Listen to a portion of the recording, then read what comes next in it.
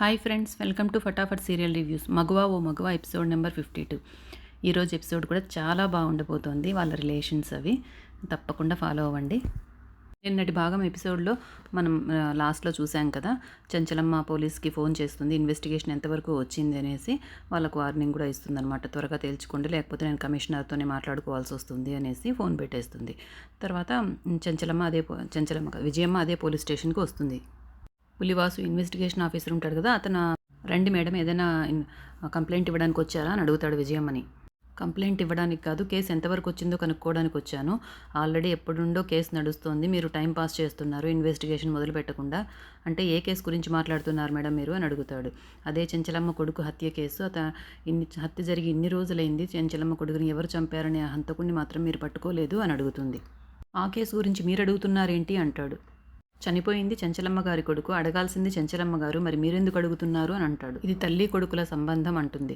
చనిపోయింది చెంచలమ్మ కొడుకే అయినా కూడా కార్తీక్ నాకు కూడా కొడుకు లాంటి వాడే అంటుంది. నా కడుపున పుట్టకపోయినా నన్ను అమ్మ అని పిలిచేవాడు, నన్ను కన్న తల్లిలాగా ప్రేమించేవాడు. నా బిడ్డను చంపిన వాడిని చెంచలమ్మ వదిలిపెట్టినా నేను వదిలిపెట్టను, చంపింది ఎవరో నాకు ఖచ్చితంగా వెంటనే తెలియాలి అంటుంది. హంతకుడు ఎవరన్నది త్వరలోనే తెలుస్తుంది. ఈ చుట్టుపక్కల ఊర్లలో గన్నులు ఎవరెవరి దగ్గర ఉన్నాయనేది మేము విచారణ చేస్తున్నాము. కార్తీక్ బాడీలో దొరికిన బుల్లెట్ని మేము ల్యాబ్కు పంపించాము, త్వరలోనే తెలుస్తుంది అంటాడు. హంతకుడు ఎవరన్నది చంచలమ్మ కంటే ముందుగా నాకే తెలియాలి, నాకే చెప్పండి అంటుంది. మీకెందుకు చెప్పాలి అంటాడు పులివాసు. ఊర్లో ఎటువంటి గొడవలు జరిగినా కూడా ఆ చంచలమ్మ పోలీసుల దాకా రానివ్వదు, తనే తీర్పులు చెప్పి శిక్షలు వేస్తుంది. హంతకుడు ఎవరన్నది తెలిస్తే చెంచలమ్మ పోలీసుల దాకా రానివ్వకుండా తనే శిక్ష వేసి చంపేస్తుంది అంటుంది. చెంచలమ్మకు అలాంటి అవకాశం నేను ఇవ్వను, వాడు నా చేతుల్లోనే చావాలి అంటుంది. అంటే మా పోలీసులు చేతగాని వాళ్ళలాగా చేతులు కట్టుకొని కూర్చోవాలా అంటాడు. మాకు మీ ఎమోషన్స్తో పని లేదు, మా డ్యూటీ మేము చేస్తాం, ఇక మీరు వెళ్ళొచ్చు అంటాడు వాసు.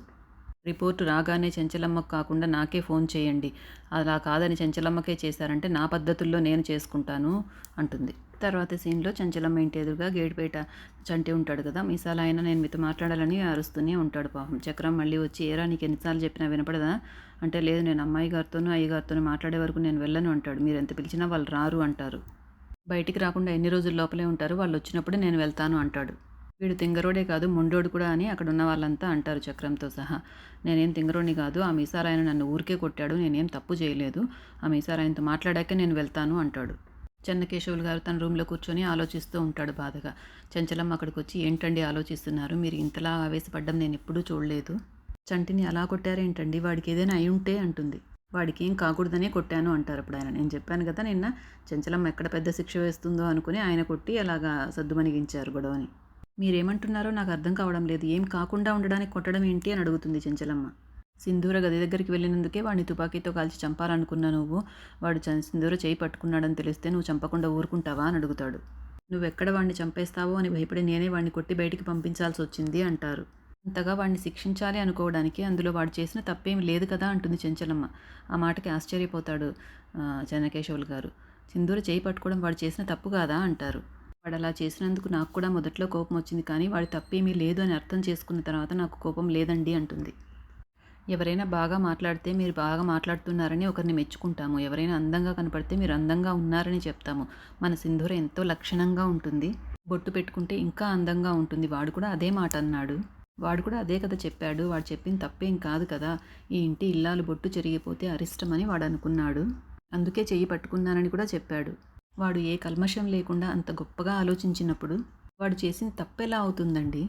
సింధూర తనకు తానే తెలియకుండానే ఏదో పరధ్యానంలో బొట్టు పెట్టుకునిందే తప్ప అది సింధూర తప్పు కూడా కాదు.